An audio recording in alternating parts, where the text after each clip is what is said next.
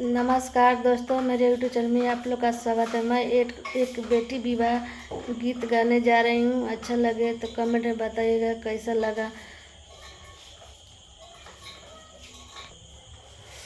ऊंची महलिया के नीचे खिड़किया हो, ऊंची महलिया के नीचे खिड़किया हो, चंदन लागेला के वारे लाला, चंदन लागेला के वारे लाला।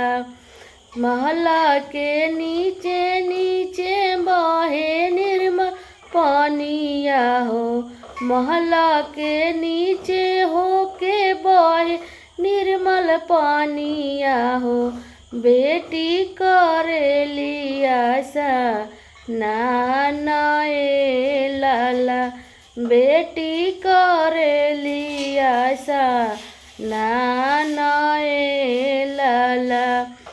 नहाई धोवाई बेटी के सिया संवारली हो, नहाई धोवाई बेटी के सिया संवारली हो, पापा से बिनती हाँ मारे लाला, पापा से बिनती हाँ मारे लाला।